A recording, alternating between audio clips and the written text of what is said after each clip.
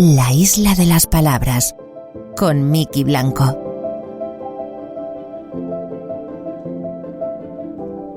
Decían en la película Ahora o Nunca que es difícil medir el valor de la vida de una persona.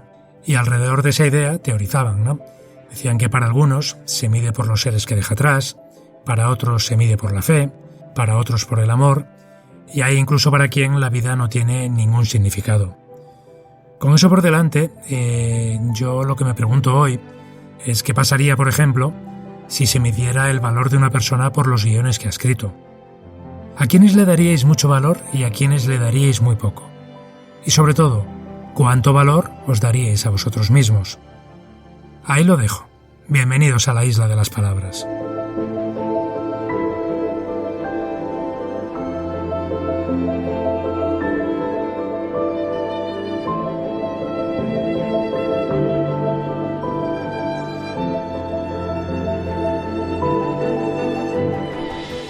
¿Sabías que en los primeros 40 minutos de metraje de la película Matrix, el personaje de Neo, al que dio vida Keanu Reeves, tiene en total 80 líneas de guión? De ellas, exactamente 44 son preguntas.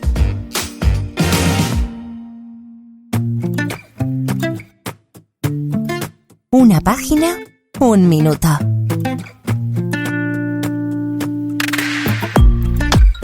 Bueno, pues vamos ya con las dudas de guión que nos habéis hecho llegar esta semana. Nos han llegado a nuestra dirección de correo electrónico islapalabras@gmail.com, y esas dudas ya sabéis que siempre las contestamos con la ayuda de nuestros compañeros del Sindicato de Guionistas ALMA. Hoy está con nosotros Carlos Portela. Carlos es un guionista con muchísima experiencia, ha trabajado en series como Velvet, Auga Seca, Padre Casares o Las chicas del cable, y también fue el creador de la serie Piratas. Ahora mismo está desarrollando una serie sobre el zorro. Carlos Portela, ¿qué tal? ¿Cómo estás? Hola, muy bien. Bienvenido. Bueno, yo lo primero que quería saber es precisamente qué tal marcha la escritura de la serie El Zorro. Bueno, pues bien, es una versión nueva, sobre todo para el mercado latinoamericano y España, y bueno, estamos en la fase de, bueno, ya está hecho el piloto y estamos con todo el, mapa de tramas y demás, y al mismo tiempo se está ya hablando con varias plataformas. La noticia ya ha salido, bueno, yo pensé que iba a retrasarlo un poco más, pero supongo que, bueno, como se está moviendo también mucho el tema del zorro, porque hay un par de proyectos más autorizados, hay 3 en este momento solamente que sean, digamos, que tengan el permiso de los que detentan los derechos, pues entonces yo creo que por eso ha salido a la luz. Pues estaremos pendientes para el estreno. Vamos ya, Carlos, si te parece, con las preguntas que nos han llegado esta semana a nuestro correo, islapalabras@gmail.com. Si te parece, mira, vamos con la primera. La primera nos la ha hecho Mar, que nos escribe desde Roquetas, en Almería. Hola, quería haceros una consulta. Igual que muchas veces recomendáis escuchar y anotar cómo hablamos las personas para escribir los diálogos de nuestros personajes, quería saber si existe algún truco especial para escribir diálogos de niños. Si se escribe tal cual hablan los niños en realidad o se debe hacer de alguna forma especial. Muchas gracias. Bueno, Carlos, pues es una pregunta curiosa, ¿no? Es decir, siempre nos dicen que tenemos que fijarnos en cómo hablamos los adultos para un poco reproducir los diálogos en el guión, pero claro, ¿ocurre lo mismo con los niños? ¿Tenemos que hacer la misma mecánica? Bueno, yo creo que es complicado porque, yo las experiencias que he tenido, sobre todo en Bajo Sospecha, trabajando con niños, era más bien una cosa aproximada, es decir, es bastante difícil, sobre todo si no son actores profesionales o que tengan mucha experiencia, que los niños digan exactamente lo que quieres. Además, es un trabajo más bien de dirección. Entonces, yo creo que con los niños hay que ser un poco flexibles y dar opción a que, se pueda salir un poco del texto y tener prevenido al actor que le tenga que dar la réplica, en caso de que lo haya, para que se pueda ajustar al texto. Pero yo no me obsesionaría con que digan una palabra concreta o término concreto, porque los focos, el mogollón de gente que suele ver en un rodaje y demás, los suele poner muy nerviosos. Nosotros, de hecho, en aquel momento tuvimos una experiencia tremenda, tuvimos que parar, repetir, y fue realmente complicado. Esto que dicen de nunca niños y animales. Bueno, yo creo que es una tontería, porque en realidad hay películas que lo necesitan o historias que lo necesitan, pero que es más difícil de lo habitual, sin duda. Pero ¿y a la hora de escribir te es sencillo meterte en la mente de un niño, ¿o no? Sí, yo creo que no es especialmente complicado. Yo creo que es que el truco está, sobre todo, a la hora de escribir diálogos. Yo he dado varias tutorías en universidad sobre esto. Es más una cuestión de que parezca verosímil o que parezca real a que sea real. Porque a la hora de hablar, normalmente todos repetimos mucho, tenemos muletillas y demás, y si solo transcribes tal cual al papel, resulta muy extraño cuando lo dices en alto. Entonces yo creo que es más conseguir o intentar conseguir esa sensación de realidad que el fusilar la realidad tal cual. Perfecto. Bueno, pues ahí está la respuesta para Mar de Roquetas. Vámonos ahora hasta Cáceres. Desde Cáceres nos ha escrito Ana. Y Ana dice así. Quería saber si cuando se escribe el guión de una segunda temporada de una serie se tiene que hacer sin hacer ninguna referencia a la primera temporada, porque ya se da por hecho en cuanto a edades, descripción de personajes y demás, o hay que escribirlo todo de cero como si esa primera parte no existiese. Muchas gracias. Gracias a ti, Ana. Gracias por la pregunta. Pues bueno, Carlos, claro, si damos por hecho que todo el mundo conoce la primera temporada, igual nos dejamos cosas en el tintero o cosas sin explicar. No sé si es necesario que las volvamos a explicar. Bueno, normalmente se da por sentado que la gente que ve una segunda temporada ha visto previamente, o una tercera ha visto previamente las anteriores. A veces puede venir bien hacer algún recordatorio si es una cosa que, pues si es una cuarta temporada y pone un personaje del principio o algo así, pero lo cierto es que normalmente se da por sentado que la gente, qué raro que alguien vaya a ver una segunda temporada o una tercera temporada sin haber visto la primera, salvo que sean series, digamos, cápsula, ¿no? Donde cada temporada es un caso o una historia completamente distinta, y aun esos casos, y ahora estaba pensando por ejemplo en Fargo, que saltan adelante y atrás en el tiempo, la historia se sostiene por sí misma aunque no hayas visto la anterior, con lo cual te da muy pocas pistas sobre lo que va a pasar. No, normalmente se da por sentado que el espectador o que, bueno, quien lo vaya a ver, incluso los propios encargados de las cadenas o de las plataformas ya conocen la serie. Vale, eso que se da por sentado, por ejemplo, también temas como la edad de los personajes o descripciones de personajes ya se dan por hechas, ¿no? Salvo que sean personajes nuevos, que siempre conviene hacer evidentemente una descripción de personaje, edad y características. Lo que son los personajes que ya son fijos en la serie, por supuesto que se dan por conocidos. Y el bagaje que traen consigo de la temporada anterior. Perfecto, bueno, pues ahí está la respuesta para Ana de Cáceres. Nos vamos ahora hasta Ciudad de México. Desde Ciudad de México nos ha escrito Mako. Hola, mi pregunta es saber hasta qué punto se describe en el guión una escena de duelo de espadas, como por ejemplo La princesa prometida. ¿Se pone algo así como luchan con espadas y ya? ¿O se describen los movimientos de los espadachines? Gracias. Bueno, Carlos, pues te viene que ni pintada esta pregunta, ¿no? Tú que estás escribiendo escenas del zorro. Pues es una buena pregunta, porque es una pregunta complicada, además. Yo creo que La princesa prometida sí que había ciertas especificaciones porque el diálogo iba salpicando los movimientos y había coreografías un poco como muy marcadas, muy teatrales. Esto es más una cuestión de pactarlo con el director, de saber quién lo va a dirigir, porque suelen ser directores directamente de acción. Entonces suele ser un poco absurdo meterse en el guión y farragoso a describir con mucho detalle las peleas, cuando creo que es una cuestión más de marcar los hitos de la secuencia en sí y a dónde quieres llegar, que si da un espadazo hacia un lado o hacia otro, o si cae, bueno, salvo que sean cosas que tú quieras marcar especialmente y porque tengan un interés dramático concreto.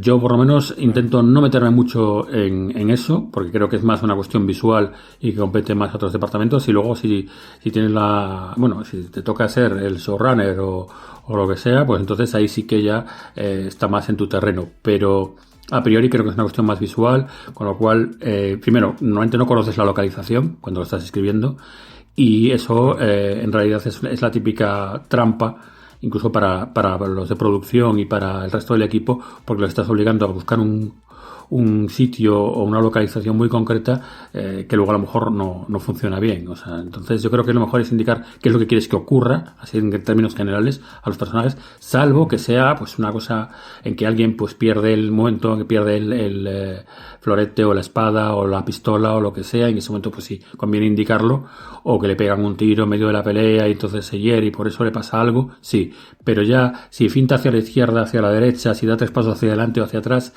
hombre, yo no me metería en eso, primero porque ocupa líneas y ya sabes que esto, claro, al final se mide, es tiempo, es igual que las acotaciones muy largas.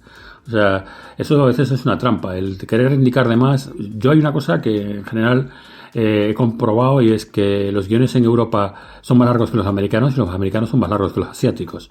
Y los asiáticos, sí, son los reyes de la acción. O sea que cada uno saque sus propias conclusiones. Está claro.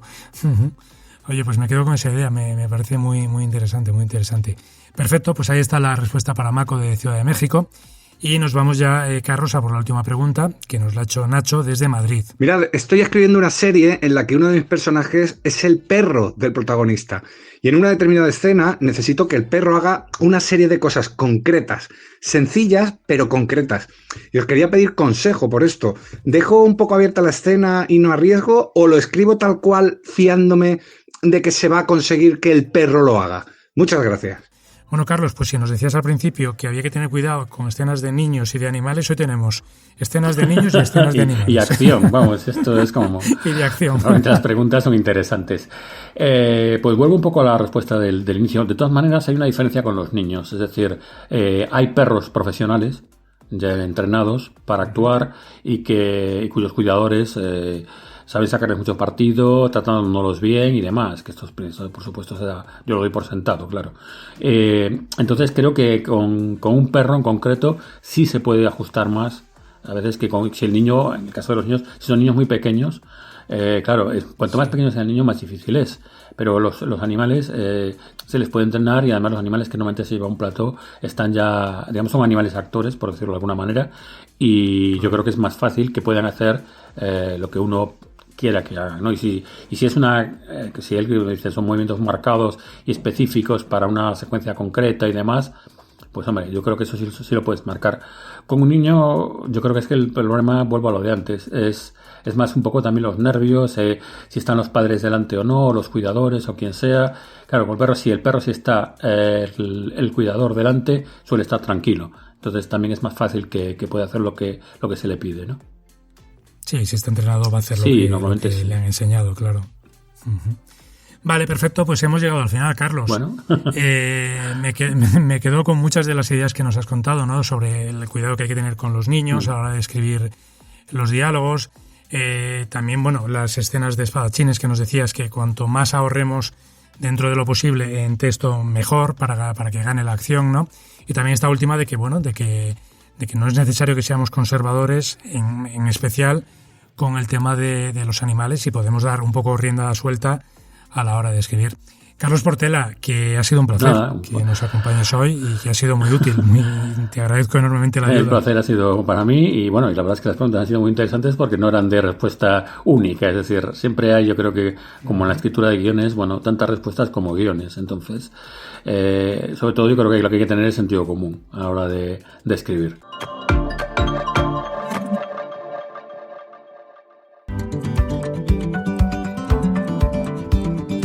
¿Tienes dudas sobre la escritura de guiones? Puedes enviarnos un mail o una nota de audio a nuestra dirección de correo islapalabras@gmail.com.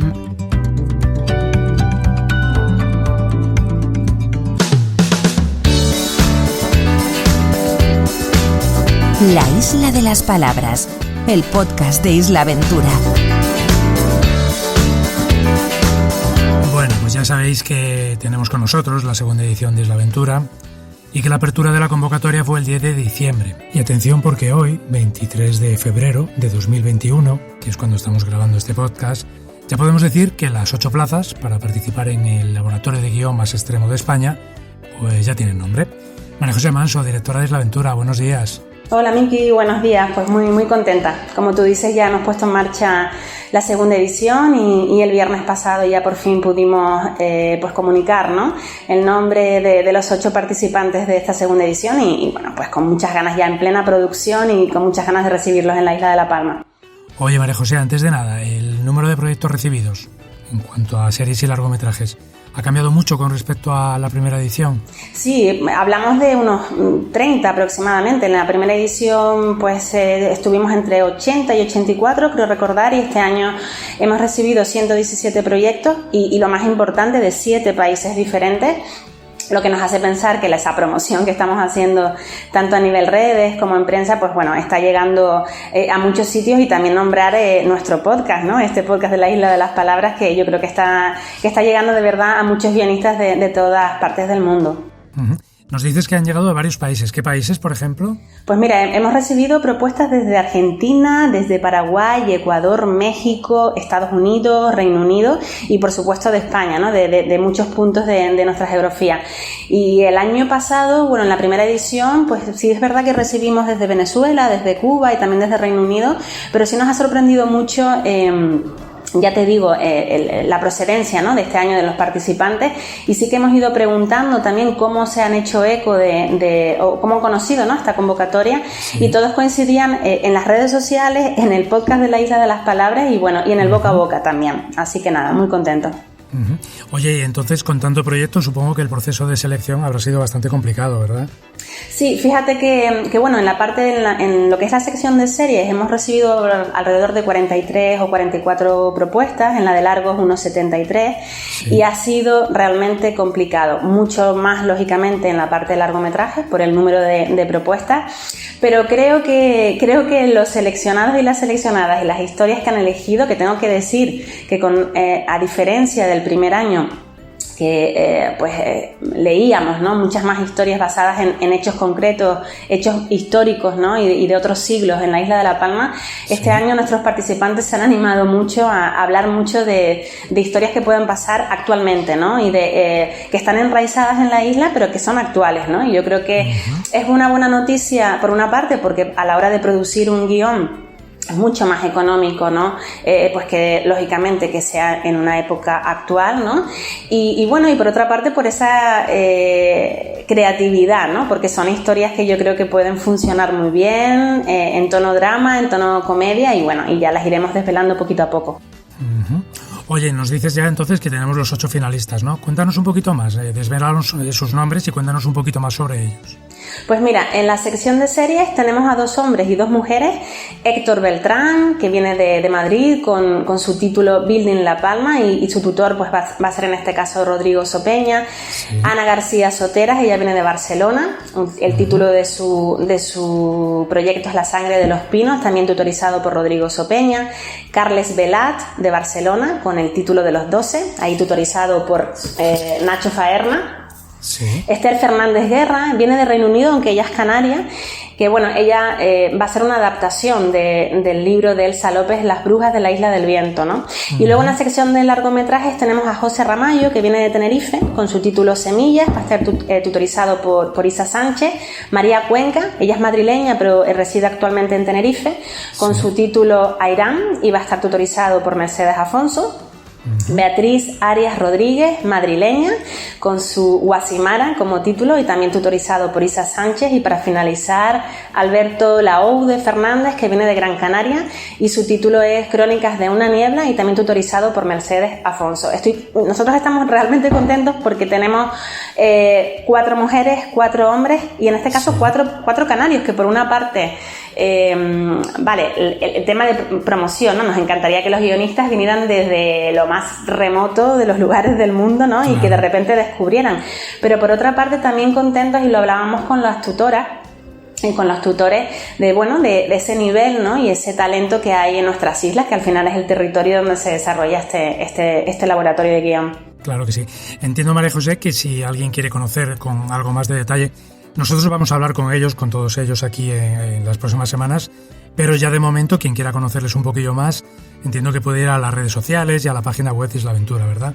Sí, desde el viernes ya pueden, desde el viernes pasado ya tenemos en nuestra web pues el nombre, sus fotografías y una pequeña biografía. Sí. Y de todas formas, a partir de esta semana ya vamos hablando un poco de las historias que van a contar. Sí te puedo contar que hay historias como que nos hablan de los jugadores de la lucha canaria, ¿no?, que yo creo que nunca se ha hablado, y menos en clave de serie, por ejemplo, sobre este tipo de profesionales, pues los incendios y en las Islas Canarias, ¿no?, y la corrupción que hay detrás. No sé, yo creo que va a ser una edición con unas historias muy muy diferentes, con unos géneros también muy diferentes, y prevé una edición muy especial, sobre todo por lo de siempre, ¿no? Por la emoción que hay o las ganas, ¿no? de los tutores y las tutoras por conocer una isla también para ellos diferente, pero yo creo que el legado, ¿no? que nos ha dejado la primera edición, yo creo que convierte esta segunda edición o anima a los participantes y a los tutores y a la organización a que sea,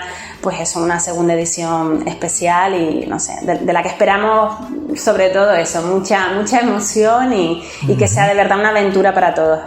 No hay duda de que va a ser así.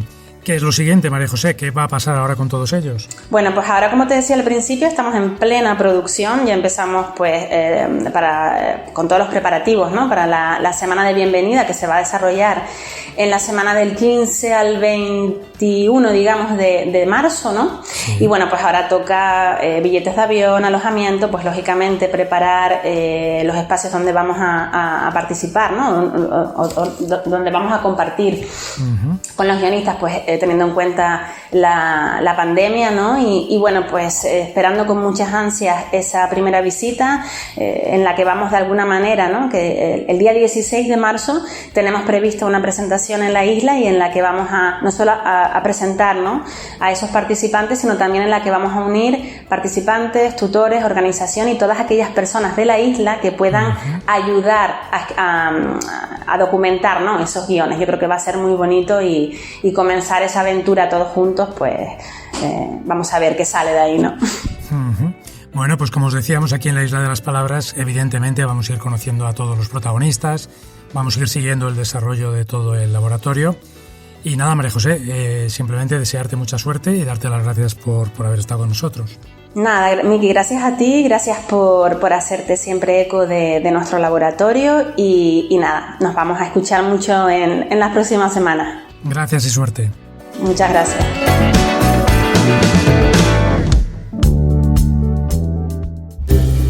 Tips de guión.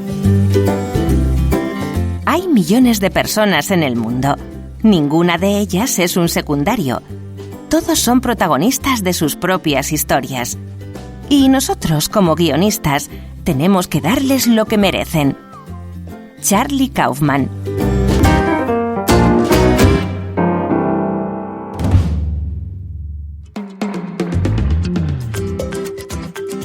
La Isla de las Palabras, el podcast de los guionistas.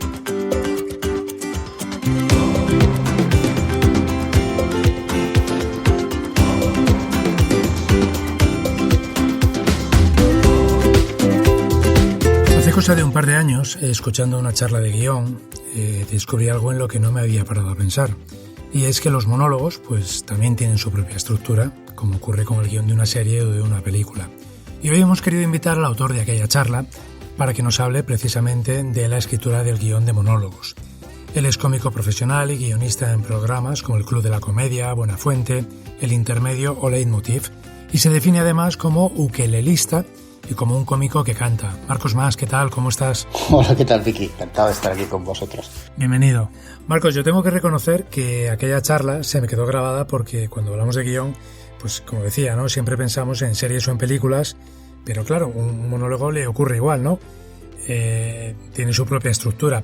Empecemos por el punto de partida. En tu caso, ¿de dónde salen las ideas? Las ideas salen de la vida misma, imagino que como las series. Lo que pasa es que para un monólogo hay una cosa, si quieres hacer un monólogo bien, hay varios tipos de monólogo o por partes, pero un monólogo bien vertebrado tiene que tener una idea central o una tesis. O sea, que puede ser el tema en sí o una postura, una posición del monologuista sobre el tema. Entonces, todos los chistes que yo voy a meter ahí, todo lo que se me ocurra, va a favor de ese mensaje que yo quiero dar, ¿vale? Digamos que tiene que tener una estructura. Otra cosa es que yo coja y diga las Navidades y empiece a meter chistes así como en un saco sobre las Navidades. Y este tipo de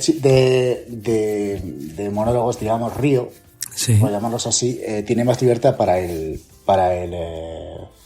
monologuista, pero no tienen como una vértebra, no tienen una tesis, no estás dando un mensaje a que te quiera escuchar. O sea, sí, ahí tiene que tener una trama, digamos, aunque sea mínima, el monólogo.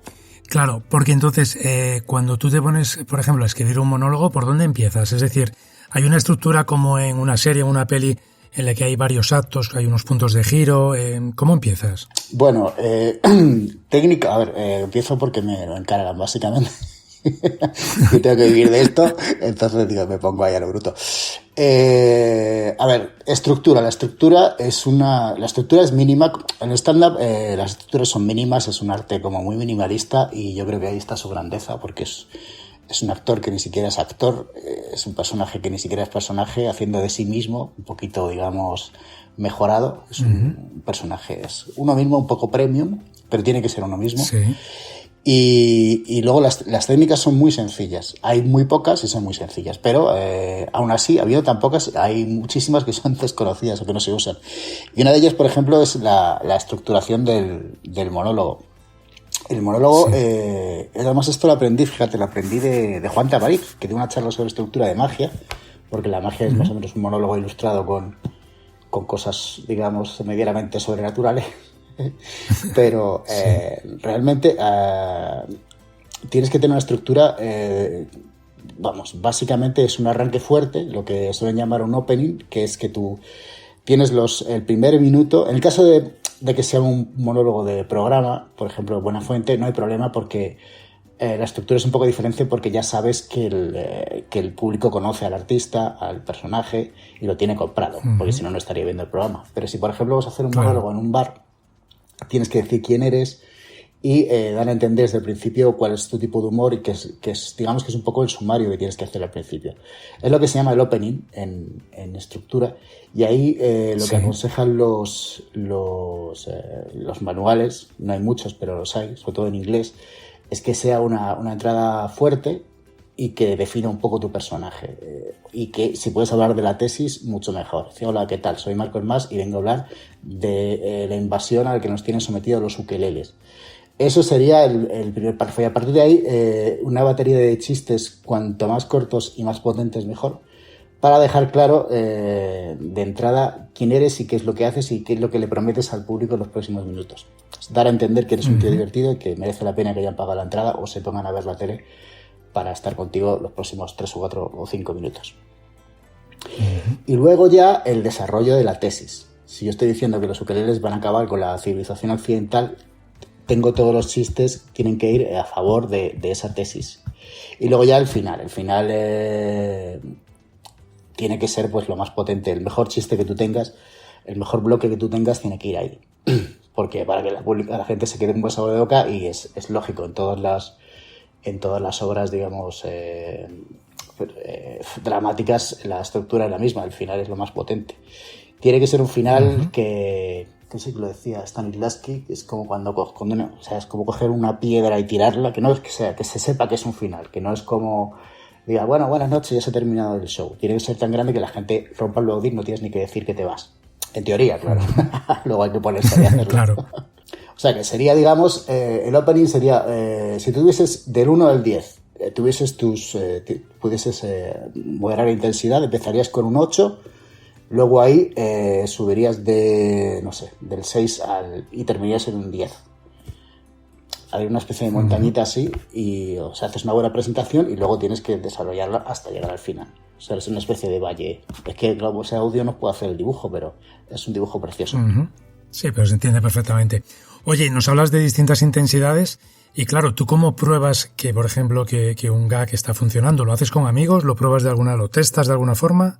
Eso es antes, en los principios de la comedia en España no había más remedio que probarlo con los amigos. Yo llamaba a los amigos y en las reuniones les metía chistes y tal para ver qué tal funcionaban. Pero ahora ya existen los opens. Los opens, que además con la crisis se han multiplicado exponencialmente. Ahora puedes estar de open en open, cruzar España y como la ardilla aquella.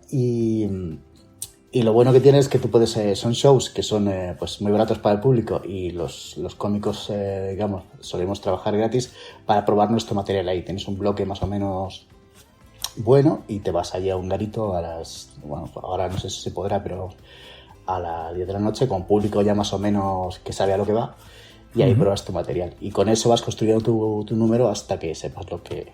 Y en cuanto a saber si funciona, te digo yo que el público es...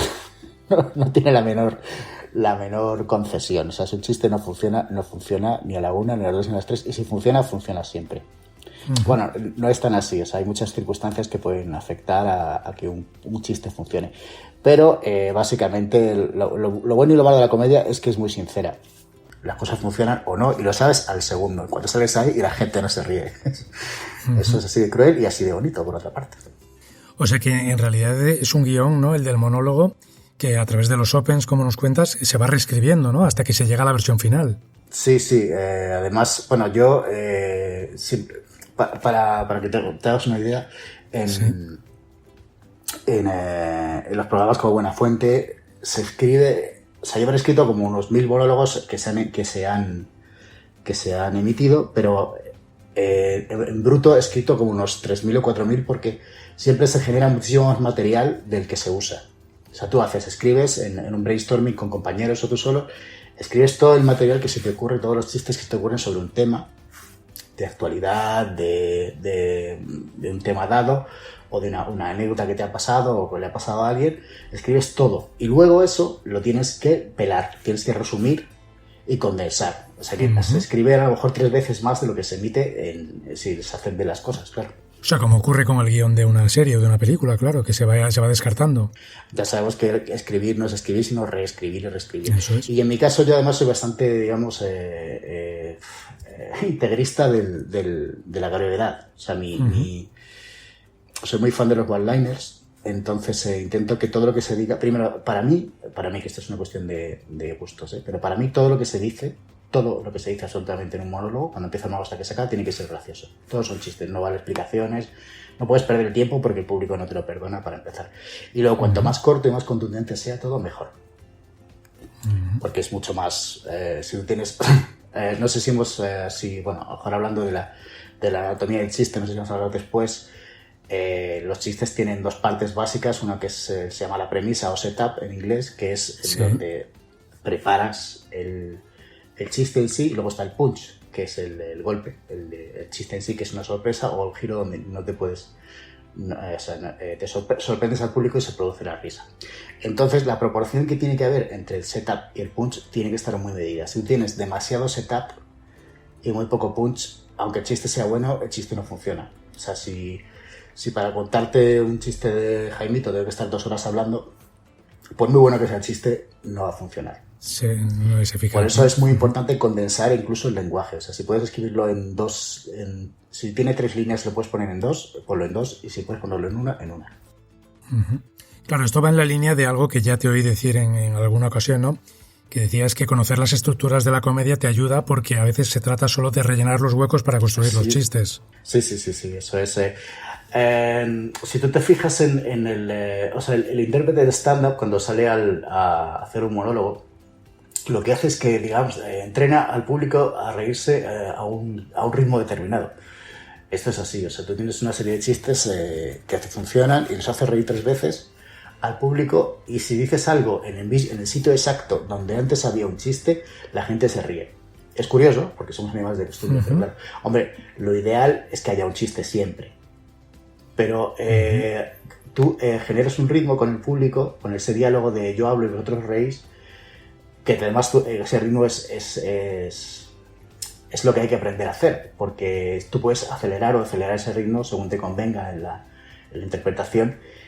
Y forzar explosiones emocionales en el público con ese ritmo. O sea, si tú vas acelerando esa cadencia de risas, te aseguras que las siguientes sean más y más potentes. También ocurre que si os fijáis, si vais a un número de stand-up, esto es muy común, como en el segundo, el tercer acto de las películas. También en el stand-up, en los números de stand-up hay un bajón porque la gente se cansa de reírse, porque es un esfuerzo físico. Parece que no, pero sí. Qué curioso. Y entonces hay veces, es muy curioso, yo lo he observado bastantes veces. Cuando te pasa a ti es una putada, pero aunque te estés riendo, bueno, es que le pasa a todo el mundo, cuando te estés riendo un montón, o sea, tienes un número brutal y de repente hay un momento, hay un valle ahí a que los pierdes. Siempre, o sea, es muy, muy común. Si os pasa, si os vais a un espectáculo de stand-up, pues daréis cuenta que hay un momento que tienes que volver a empezar a construir todo. Porque bueno, somos seres humanos, somos animales y tenemos nuestros ritmos y tal. Pero esto es muy curioso. Imagino, yo lo achaco al cansancio del público. Sí, me recuerda un poco también a lo que ocurría, por ejemplo, en películas tipo... En películas de gags, tipo Aterriza como puedas, Agárralo como puedas, todas estas, que ellos comentaban que tenían que separar los gags porque si no las risas pisaban unas a otras y no te enterabas de lo siguiente. O sea, perdías gags porque te estabas riendo del anterior todavía. Sí, eso hay que tener ahí, o sea, hay que dejar respirar al público. ¡Qué tíos! Vaya tíos. Es que tenemos tantos chistes que había chistes encima de los chistes. Claro. Sí, eso tienes que tener...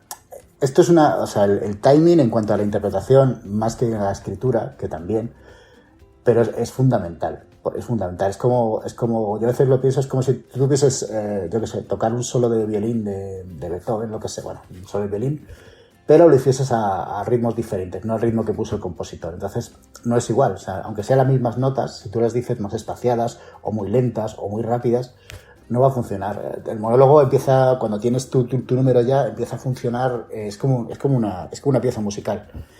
Y una vez que le coges el ritmo en el que tú interactúas con el público y el público interactúa contigo, es cuando el monólogo está en su sitio, está funcionando. Para mí. Y antes está todavía como desafinado, o digamos que como no puedes editar con una peli, no hay montaje, lo tienes que hacer tú en directo. Y eso es lo difícil y lo bonito también. Claro, es muy diferente. Oye, nos hablabas del papel del intérprete de stand-up. Claro, como guionista, unas veces escribes para ti y otras veces escribes para otros. ¿Se escribe diferente? Sí. Bueno, a ver, sí y no. El intérprete de stand-up siempre tiene un personaje. Yo tengo el mío, que es X, Buenafuente tiene el suyo, Wyoming tiene el suyo. Todos tienen un personaje diferente que ya se aprecia en la forma de vestir, en el tono del programa, en todo eso. Y eso lo tienes que tener en cuenta. Eso lo suele regular un poco, en caso de que estés trabajando en un equipo, normalmente tú no inventas el personaje, ya te viene dado. Pues Buenafuente es un señor al que se le suben a las barbas todos los cómicos invitados, aunque tiene y también hace un humor bastante equidistante. Y cuando rompe esa equidistancia o dice alguna cosa, un taco, alguna cosa así, funciona muchísimo mejor que si dijese tacos todos los días. Eso es una cosa así. Entonces, por ejemplo, en los late se juega mucho a esto. Es el host, digamos que es el payaso blanco, que es el que intenta controlar que todo vaya bien, y los invitados y todo eso son los que van allí a hacerle la fiesta y a subirse la hora de barbas. Básicamente ese es el esquema dramático de Payaso Augusto y Cara Blanca. También decías tú en esa línea, ¿no?, que es mucho más difícil escribir humor blanco que humor negro. ¿Por qué? Mucho más. A ver, porque humor negro, por lo que te comentaba, que humor negro... A ver, humor negro es muy difícil también. Sobre todo, no digo, pero es más fácil hacer, digamos, meter un poco de sal gorda. Humor negro no me refiero a humor que hable de la muerte y todo eso, que sí es complicado. Y aparte tiene, bien hecho, es muy fino y muy irónico y tiene muchísima gracia. Lo que pasa es que tiene un público más reducido. Más concreto, sí. Más concreto, además tenemos la corrección política. Digamos que si tuvieras que hacer un monólogo generalista, pues tienes que tener mucho más en cuenta tu audiencia, que es mucho más amplia y mucho más diversa. Entonces, si tienes que hacer un monólogo de Buenafuente o El Hormiguero, pues no vas a meterte mucho en política, no te vas a meter en follones, no vas a hacer un monólogo sobre el aborto, por ejemplo. A esto me refiero. Que no quiere decir que no tenga un valor, que quiero decir que el stand-up además se ha vuelto un poco como la canción protesta de nuestros tiempos. Es como, digamos, ahora ya has pasado un poco, pero hubo hace unos años éramos los filósofos de la... Era ya un poco pesado. Incluso Seinfeld decía, pero ¿y la gente? ¿Y cuándo nos reímos con esta gente? Porque ya está bien de hacer política, que está, no es que esté bien, no digo que ya está bien, sino que bueno, que nuestra misión es contar esas cosas, pero a través del humor, como hacía George Carlin, por ejemplo, que decía unas verdades como puños, pero te estaba riendo. Y lo bueno que tiene el humor es que te permite decir cosas que de serio no podrías decir, o que sontarían mucho peor y crearían mucha más polémica. Por ejemplo, fíjate dónde está el follonero, que es Jordi Évole, que es el referente del periodismo ahora mismo, y era un señor que llegaba ahí y con todo el cachondeo, con toda la retranca, hacía preguntas que no debía. Y lo ha llevado a ser el referente del periodismo serio hoy en día. Es cierto, sí. Me flipa. Oye, ¿hay que ser una persona graciosa para escribir comedia o no es necesario? En absoluto. Esto es todo técnica. Primero hay que querer y mucho. Una vez que te das cuenta de que si aprendes una serie de trucos y te atreves a subirte en escenario y te atreves, es atreverse, claro. ¿No? Yo a todo el mundo que quiera escribir humor, ¿sí? Aunque sea, les recomiendo que se suba a un escenario y que sepa lo que es, porque no es lo mismo defender chistes, primero que se aprende un montón como ser humano, y luego que no es lo mismo defender chistes desde la barrera que habiéndolos defendido uno mismo. También es verdad que si tienes un personaje, escribes para un personaje como Buenafuente o un personaje de ficción, la implicación es menor porque si es un tío con mucho recorrido, ya cualquier cosa que diga Buenafuente hace gracia. Yo a esto tengo una anécdota personal que me dejó bastante marcado y me lo demostró. ¿Sí? Yo hace muchísimos años en Barcelona, en un piloto del Terrat, me ofreció salir a hacer monólogos y tal, y era un programa que se llamaba Que no surtí de aquí, que era de monólogos, tal cual. Sí. Y salía... Y el reparto de ese programa era la atención. Salía primero Andrés Buenafuente, luego Berto Romero, luego David Fernández, el Chiqui Chiqui, y luego yo. Y nadie se acordaba de mí por lo que... Para que veas la importancia del orden. No, pero a lo que te iba a comentar, la anécdota en sí es que Andreu salió, o sea, yo estaba haciéndome 14 millones de chistes diarios para él y para mí, y cuando iba yo tenía mi número súper preparado, y Andreu Buenafuente salió allí y dijo, buenas tardes, el otro día cogí la salida 3 de la Diagonal, y la gente se descojonaba, tío. Y yo decía, no puede ser. Y sí, es que es Buenafuente y tiene, aparte de la vis cómica, que es una cosa que se adquiere saliendo y tal, y en la vida. Pero claro, el personaje ya hace mucho, entonces si te aparece Buenafuente y dice buenas tardes, la gente ya tiene esa tensión emocional de que se quiere reír y se ríe con cualquier cosa. Y eso es una cosa que no tenemos todos de entrada, sobre todo saliendo en la tele. Uh-huh. Marcos, por cierto, que recientemente sabíamos que El pájaro cubo, un corto escrito por ti, había sido seleccionado entre las 96 mejores obras de animación del mundo y que, bueno, entraba entre la preselección para competir en los Oscar.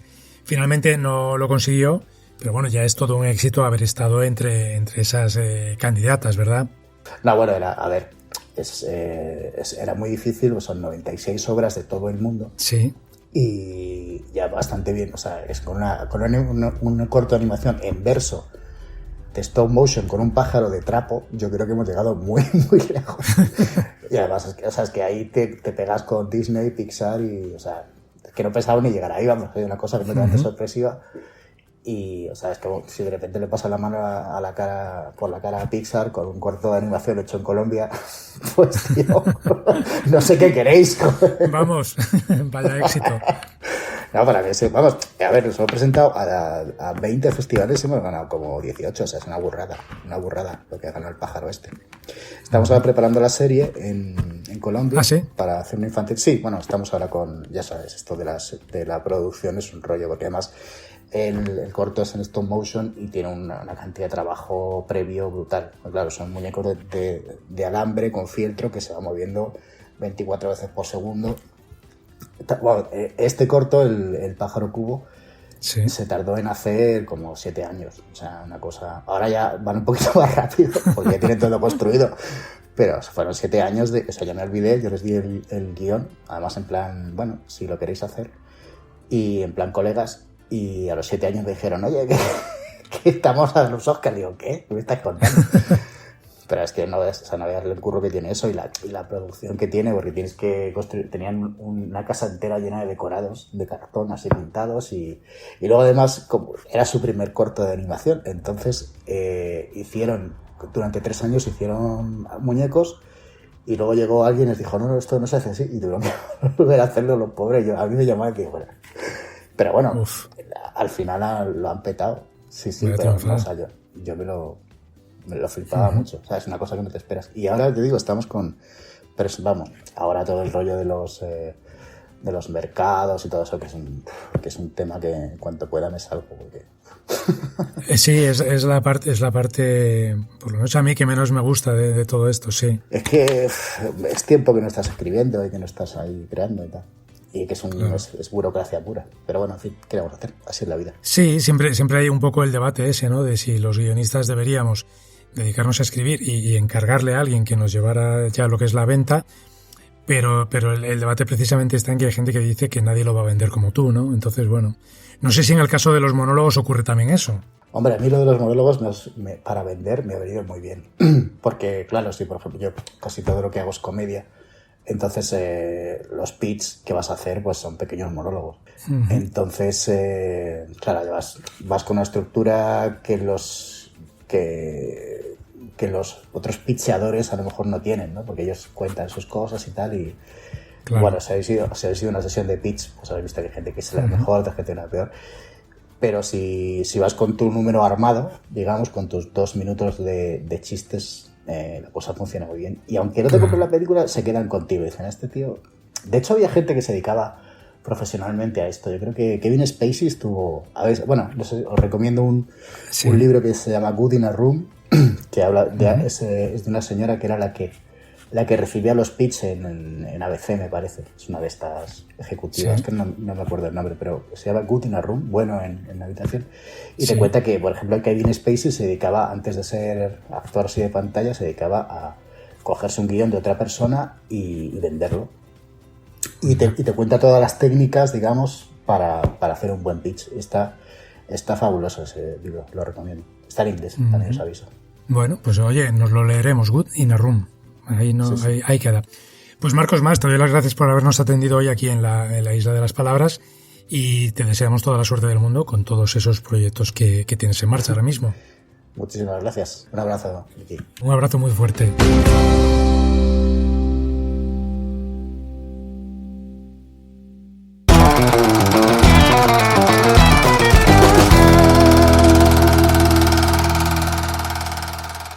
Bienvenido al Cinematón de la Isla de las Palabras. Introduzca la moneda, por favor. Diga su nombre y su profesión para comenzar. David César, cómico y guionista. Nombre ahora alguno de sus trabajos. El intermedio de Globomedia para La Sexta, y lo último que he hecho ha sido Paca te lleva al huerto, de Buen Día Estudios para A3 Media. No me diga su edad, pero dígame al menos quién mató a Laura Palmer. Pues mi edad pues no la sabe nadie, así que ya os digo yo. Y tengo pendiente ver Twin Peaks. Tan, tan, tan, tan. Comenzamos. Confiese, ¿ha entregado alguna vez un guión cuya trama ni usted mismo comprendía? Pues la verdad es que no, pero sí he entregado chistes que no me gustaban. Es lo que tiene el Deadline, ¿no? ¿Cuál sería el título de un guión sobre su vida? Pues un título de guión sobre mi vida sería algo así como Nunca sobran las palabras, así en plan poético. Mójese. ¿El mejor o la mejor guionista de la historia es?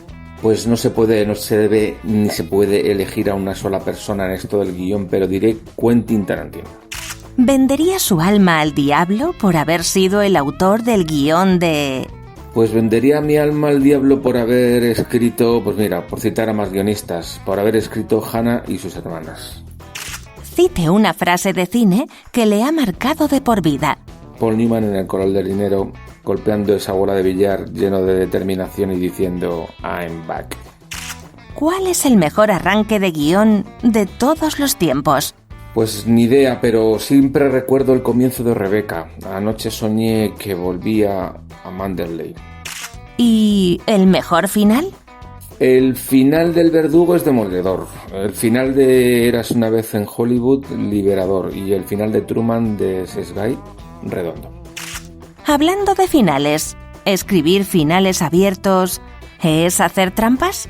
No, yo los finales abiertos me gustan siempre que el final dure muchos minutos. Rollo se aleja andando descalza por la playa. O sea, si va a ser abierto, quiero pensar que lo que va a ocurrir después lo quiero pensar mientras sigo viendo la película. No me gustan los finales así abruptos. Ya puestos, sea sincero. ¿Vio venir el del sexto sentido? Pues el final del sexto sentido no lo vi venir, ¿no? Porque a mí me gusta ir al cine a entregarme, a que me engañen. Creo que es como más se disfruta de las películas. Me gusta analizar después. ¿En qué momento deja de ser spoiler contar el final de una película? Pues soy anti-spoiler totalmente. O sea, creo que el spoiler debería ser pactado entre las partes antes de ser revelado. Sugiera ahora el logline de una historia que se podría rodar en la isla de La Palma. Pues mira, un jubilado que quiere ponerse allí una mega estructura en La Palma para homenajear a su mujer fallecida. Para eliminar las reticencias que encuentra al proyecto por parte de las autoridades, acaba contactando con la mafia local y encontrando un nuevo motivo para seguir viviendo: matar. No cuento el final porque ya he dicho que soy anti-spoiler. Por último, proponga una penitencia para aquellos que no invitan a los guionistas a las galas de premios. A ver, una buena penitencia sería leerse los guiones de las posibles óperas primas de algún actor famoso que sea muy amigo y que le pregunta cada 2 días si ya se lo ha leído. Quizás sea una penitencia exagerada, pero es que yo soy muy rencoroso. Perfecto.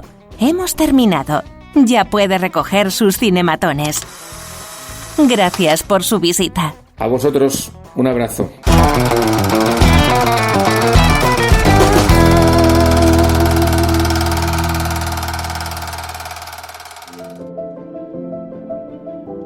Pues esto ha sido La Isla de las Palabras.